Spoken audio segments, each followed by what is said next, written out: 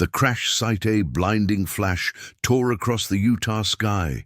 Then silence. It was 3:17 a.m. when radar towers at Dugway Proving Ground glitched for 7 seconds. Every satellite over the region blinked offline for just long enough to miss what happened. Next, a searing streak of fire that sliced through the clouds and slammed into the desert floor, 30 miles from the nearest paved road. Sergeant Callahan's boots crunched over loose gravel as the wind whipped sand across the headlights of the Humvee. "No chopper footage?" he asked, tightening the strap on his helmet. "Air Command says nothing." "It's like the damn thing ghosted every camera in orbit," said Private Delaney, peering out through thermal goggles. "But the heat signature's still fresh. It's here." They rounded a jagged rock formation and then stopped. The pod sat half buried in sand, blackened from the descent but visibly intact. It hummed. Faint purple lights pulsed along its seams like veins. Strange symbols, etched deep into the hull, shifted and glowed, alive somehow, resisting direct focus, like trying to read in a dream. "No parachutes, no drag marks," Delaney murmured. "No doors either," Callahan added. Then, without warning, the pod released a sharp hiss. Steam burst from its underside. A seam cracked open across the middle, releasing a puff of golden mist that sparkled unnaturally in their flashlights. Weapons raised. Silence. Then, movement.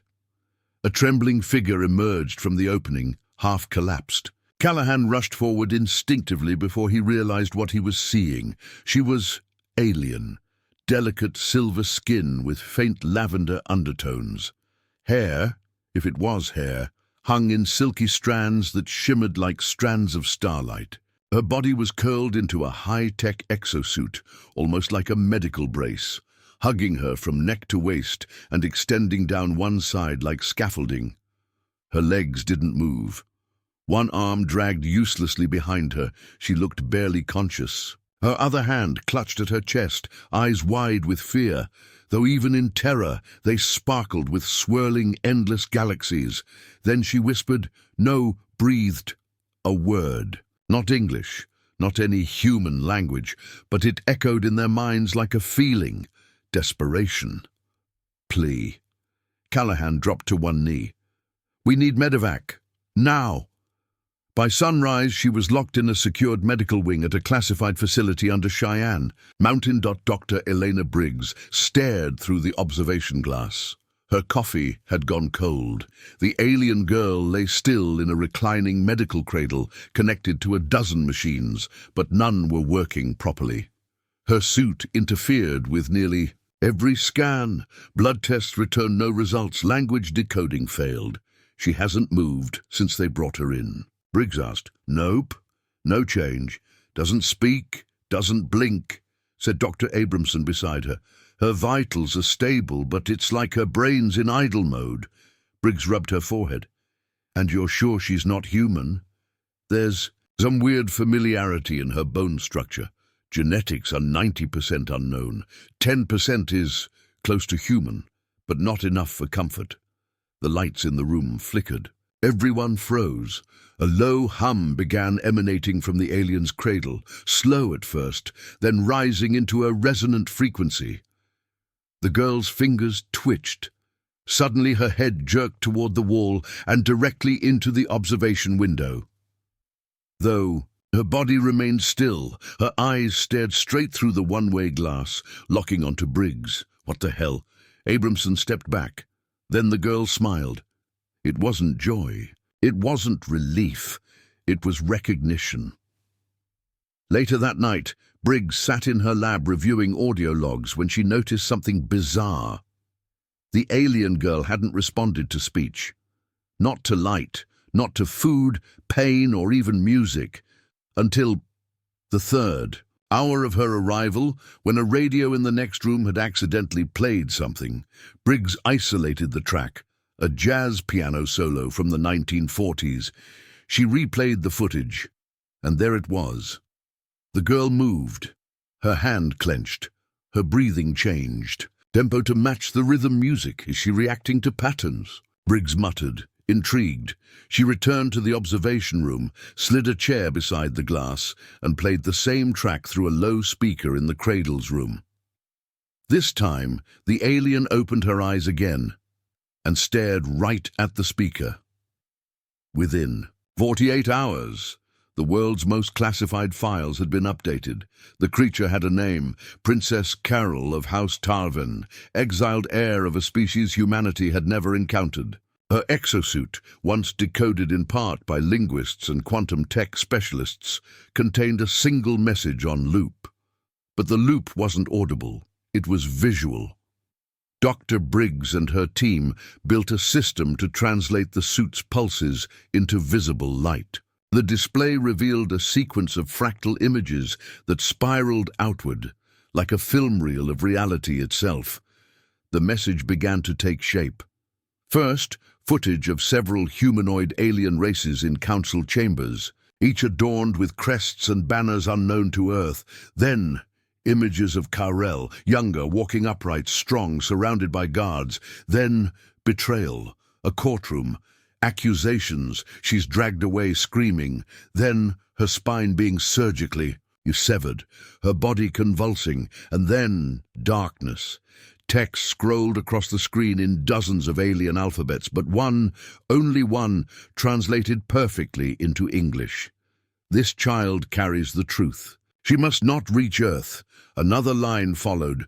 Do not trust the royal families. She is the last of them. The message looped.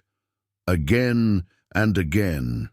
We have to assume there's a reason she came here, said General Halverson, pacing in the war room above the lab. Briggs stood her ground.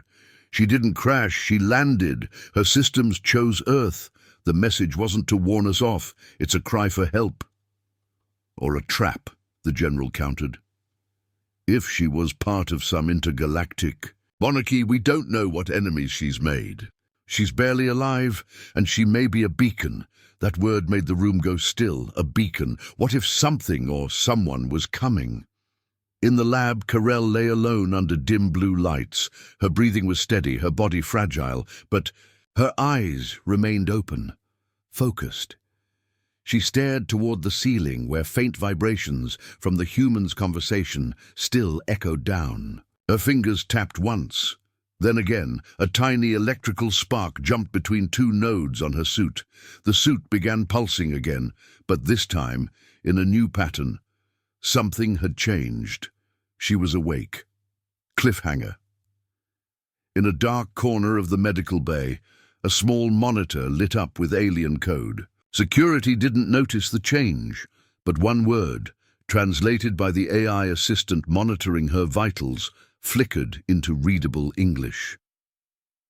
They will come for me soon. The princess with no throne.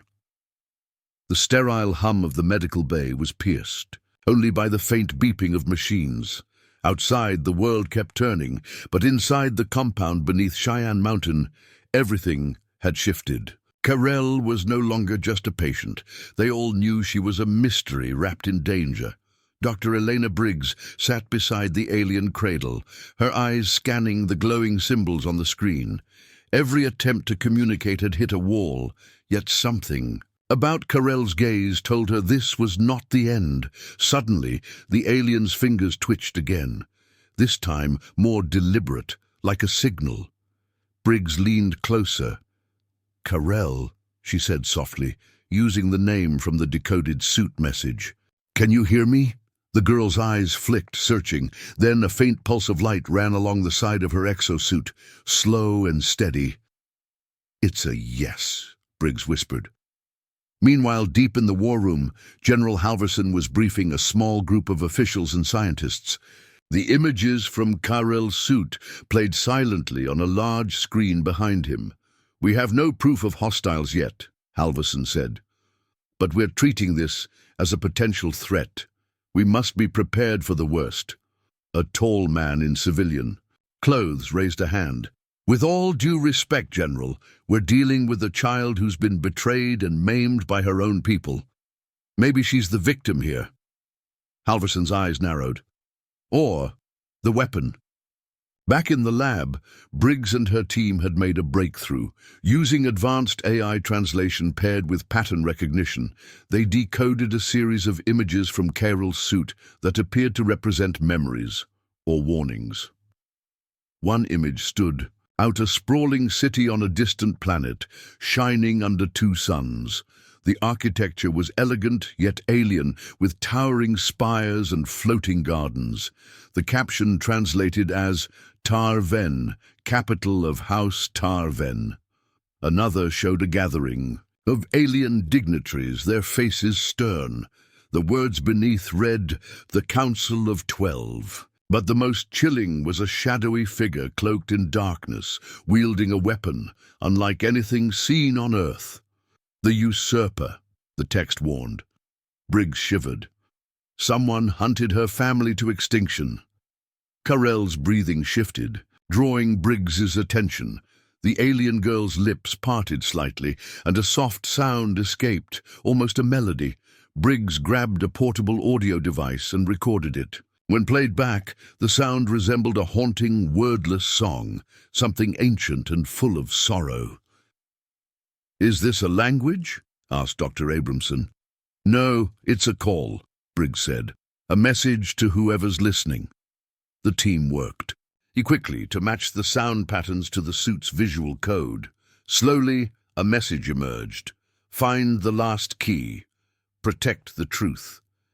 The next day, General Halverson authorized limited access to Carell for an elite linguistics and cultural team. Among them was Dr. Samir Patel, a specialist in xenolinguistics and a skeptic. "I've studied alien languages for years," Patel said, "but this isn't just language, it's emotion, memory, and code intertwined." He spent hours observing Carell, noting her responses to stimuli, light, sound, touch. Slowly, a fragile connection formed. When Patel played, a simple tone sequence resembling Earth's musical scale, Carell's eyes glowed briefly, a sign of recognition. "Music seems to bridge the gap," Patel concluded, but the deeper they dug, the more questions surfaced. Why had Carell been so cruelly injured? The exosuit's medical records showed evidence of deliberate spinal damage, but the technology used was centuries beyond human medicine. And why did every alien race seem to have rejected her? Outside the secure facility, news of the crash was leaking. In the quiet town of Cedar City, Utah, whispers spread like wildfire. Rumors of aliens and government secrets made locals uneasy. Conspiracy theories flourished online. Among the voices was Marcus Hall, a former astronaut turned podcaster with a massive following. "Whatever's down there," Marcus said on his show, it's not just an alien, it's something big, something they don't want us to know. His listeners hung on every word. One evening, as Briggs returned from the lab, she found Carell awake. The girl's eyes followed her, calm, searching. Briggs reached out tentatively. "Carell, can you understand me?" Carell's fingers brushed the glass separating them, then faintly she spoke a single word, "Earth." Briggs felt a chill. That night, as darkness blanketed the mountain, alarms blared. A sudden surge of energy flooded the medical bay. The lights flickered. The exosuit's pulsing intensified, sending waves of light throughout the room. Carell's body arched in pain, her eyes flashing with fierce determination. Suddenly, the wall near her shattered. Figures moved through the smoke. Silhouettes cloaked in sleek armor, their faces hidden behind reflective helmets. Security teams scrambled, but the intruders were fast and precise. One attacker reached Carell's cradle, extending a device that emitted a beam of pulsing energy. Carell cried out, not in human language, but a sound that pierced every heart. The beam hit her suit, and then, in an instant, the attacker froze, eyes wide with shock, before collapsing. Motionless, General Halverson's voice boomed over the intercom. "All personnel, lockdown protocol activated." Unknown hostiles have breached containment. Briggs rushed to Karel's side, heart pounding. The alien princess looked up, eyes blazing with power. For the first time, she spoke clearly. Protect. Outside, in the shadows, a communicator crackled. They have her, a voice said. But she is stronger than expected. The wheelchair-bound princess is awakening. Prepare for Phase 2. Cliffhanger. Karel's eyes locked onto Briggs. Her voice was barely a whisper, but the meaning was clear. They will come, but I am not powerless. Awakening the hidden power, the breach had rattled the entire facility. Even in the secure compound beneath the mountains, where secrets were meant to be locked away, fear had crept in like a cold shadow.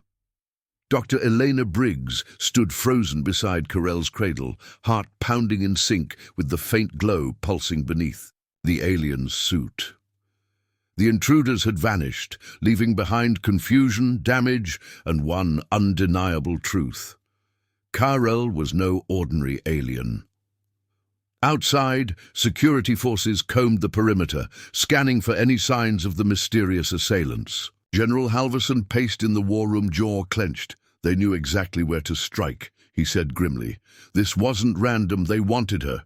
His aide, Captain Reyes, nodded. We should expect more attempts. Back in the medical bay, Karel's breathing steadied. The glow from her suit softened, but her eyes burned with a new intensity.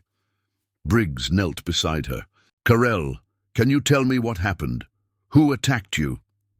For a long moment, the alien girl's gaze was distant. Then she whispered in a voice both melodic and strong. The usurper. The team had uncovered pieces of her story, but nothing complete. The usurper was the shadow behind her exile and injury, a powerful figure from her home world who had taken everything from her. But the question remained, why Earth? And why had humans been the ones to find her? Dr. Samir Patel stepped forward, a spark of realization in his eyes. Karel's suit is more than armor. It's a key, a repository of her people's knowledge and power, and its awakening. He tapped on a tablet showing fluctuating energy patterns. Her power is linked to the suit's core. When threatened, it reacts, defending her in ways we don't fully understand. Briggs glanced at Karel. The alien princess was no longer the fragile figure from the crash. She was beginning to command her fate, her presence commanding the room despite the chair that bound her. That evening, Briggs stayed late, studying the data. The suit's energy patterns were erratic, but showed signs of controlled bursts, almost like a heartbeat. Suddenly, the screen flickered, and a holographic projection emerged, a star map centered on Earth and nearby systems. Briggs gasped. Karel's homeworld. It's close. In a quiet corridor, Karel was wheeled to a small chamber designed for rest and meditation. Alone, she closed her eyes, focusing on the faint energy humming inside her. Images flooded her mind.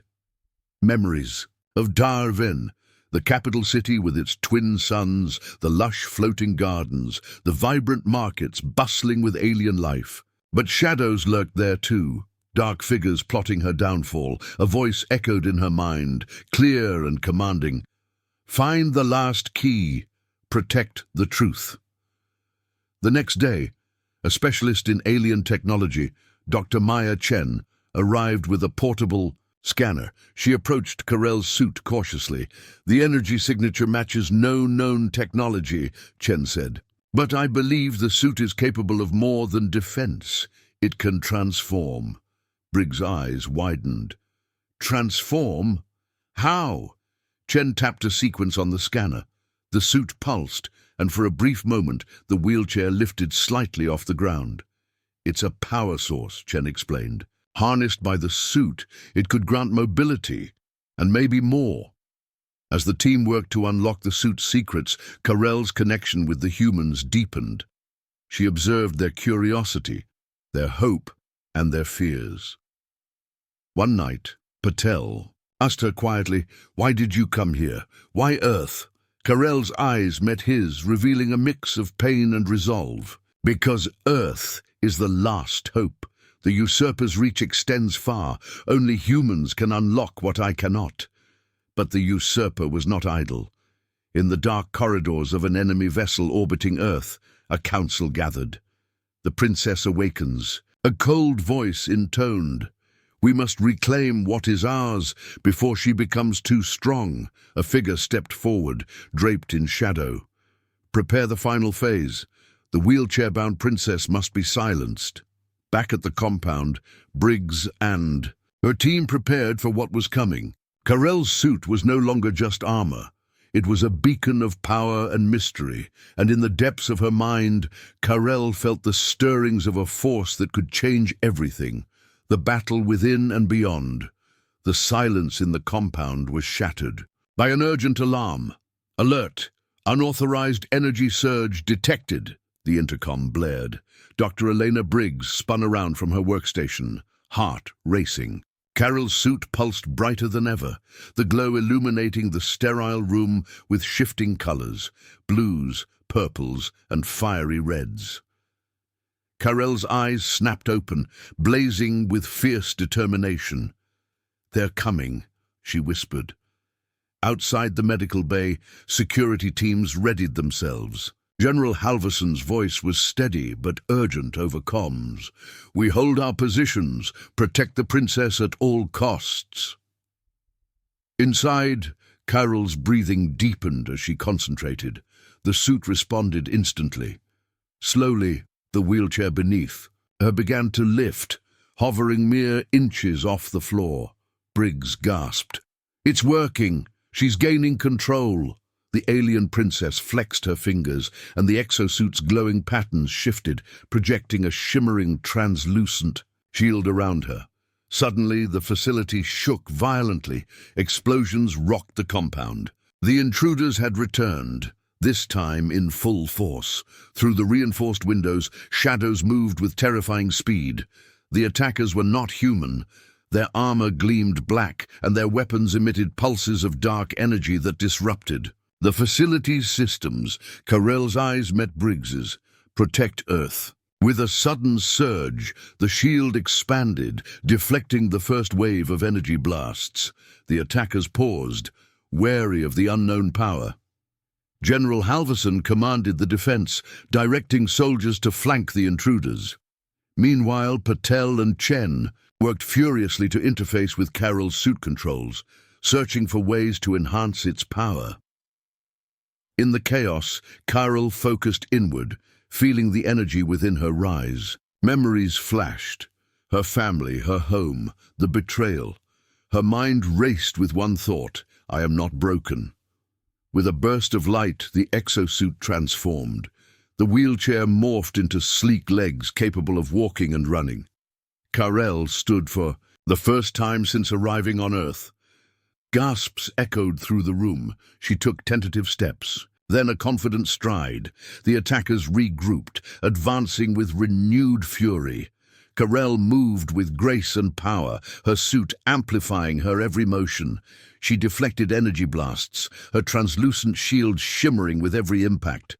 Amid the battle, Briggs shouted, "Carell, focus on the suit's core." "Channel the energy!" Carell nodded, her eyes closing as she drew from the suit's hidden reserves. Suddenly, a wave of pure energy exploded from Carell, sending attackers sprawling. The shield expanded, pushing the invaders back, but the fight was far from over. One attacker, larger and more armored, broke through the defenses. He raised a weapon that crackled with dark power. Carell faced him, determination unyielding. They clashed. Energy met energy in a dazzling display of light and force. The room shook with their battle. As they fought, Carell's mind unlocked a new ability, a pulse that healed her wounds and strengthened her resolve. She recalled the message from her people: find the last key. With a final surge, Carell struck the attacker's weapon, shattering it. The intruder stumbled, then collapsed. The remaining enemies retreated, their mission incomplete. Breathing heavily, Carell looked around at the team, her eyes softening. "We have won this battle," she said, "but the war is not over." General Halverson approached, nodding respectfully. "You fought well," Carol smiled faintly. "We fight for Earth, for my people, for the truth." As calm returned, Briggs studied Carol closely. "There's more to your power," she said quietly. "More we need to understand." That night, Carel meditated, seeking answers. Visions came of a hidden artifact, the last key, somewhere on Earth. Her mission was clear, the hunt for the last key. The sun dipped below the horizon, casting long shadows across the facility as a quiet tension settled in. Carel stood beside Dr. Elena Briggs and Dr. Samir Patel, the holographic star map flickering between them. "We don't have much time," Carel said, her voice steady but urgent. "The usurpers' forces will return. They seek the last key. If they find it first, everything is lost." Briggs frowned. "We still don't know exactly what this key is." Carel's eyes glowed faintly. "It's more than an object. It's a secret, a power, the next." Morning, the team prepared for a mission beyond the compound's walls. General Halverson briefed the team. "Intel suggests the key is somewhere on Earth. We'll divide into teams, one to protect the compound, the other to find the key." Carel was chosen to lead the search team. Joined by Briggs, Patel, and Captain Reyes, their journey took them far from the secure compound into remote wilderness where strange energy readings had been detected. The forest was silent, except for the soft crunch of boots on leaves. Carol's suit scanned the surroundings, projecting faint glimmers where the energy was strongest. Hours passed, with no sign of the key. Then suddenly, the ground trembled beneath their feet. A hidden chamber revealed itself, ancient and covered in alien glyphs. Inside the chamber, holographic images flickered to life. They showed Carel's ancestors guarding a powerful relic designed to protect their people's legacy. Patel studied the glyphs. This technology is way beyond anything we've seen." Briggs nodded, awe in her eyes, but the chamber wasn't empty. The usurpers' forces had arrived. A fierce firefight erupted, energy blasts lighting up the ancient walls. Carel's suit flared with power as she protected her team, the shield shimmering under attack. In the chaos, Carel spotted a pedestal, glowing with intense light. She rushed to it, reaching out to grasp the relic. A surge of energy coursed through her, visions flooding her mind. She saw the usurpers rise to power, the betrayal of her family and a hidden weapon to defeat him. As Carel held the key, the chamber began to collapse. "Run!" she shouted. The team sprinted through falling debris, barely escaping. Back at the compound, Carel studied the relic. "It's the key to restoring balance," she said. "But the usurper will stop at nothing to take it." Briggs looked at her thoughtfully. "Then we fight." The stage was set for a final confrontation. Carel was no longer the wheelchair-bound alien princess. She was a beacon of hope, the final revelation and legacy. The night sky was heavy with clouds as Carel stood atop the compound's highest tower, clutching the relic, the last key. The distant hum of approaching ships cut through the silence. The usurper had come for the final battle. Inside the command center, General Halverson coordinated defenses, while Dr. Briggs and Patel prepared the suit's final upgrade, a fusion of alien technology and human ingenuity. "Carel," Briggs said, "this upgrade will amplify your abilities beyond anything you've experienced, but it's risky." Carel nodded. "I'm ready, for my people, for Earth." Outside, the usurpers' forces descended like shadows, dark ships casting eerie light over the land. The battle erupted in a spectacular clash of energy and willpower. Carel moved with renewed strength, her suit glowing with vibrant colors. She deflected blasts, protected her team, and led the charge against the invaders.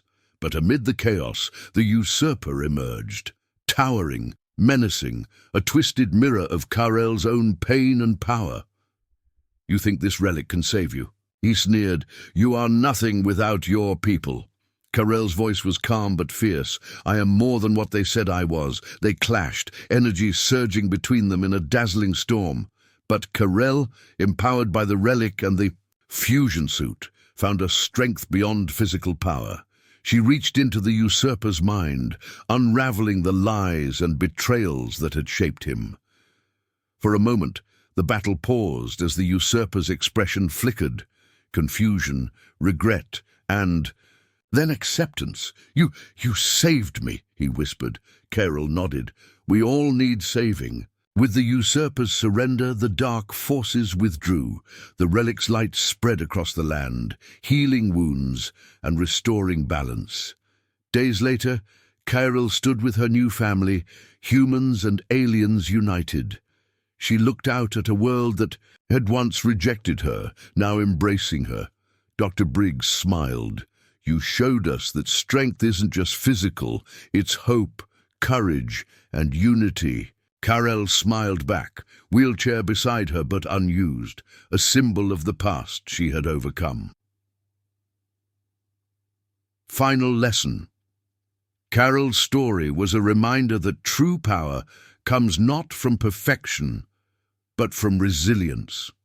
That sometimes those deemed weak hold the greatest strength, and that unity between people, planets, and hearts is the key to survival. The end.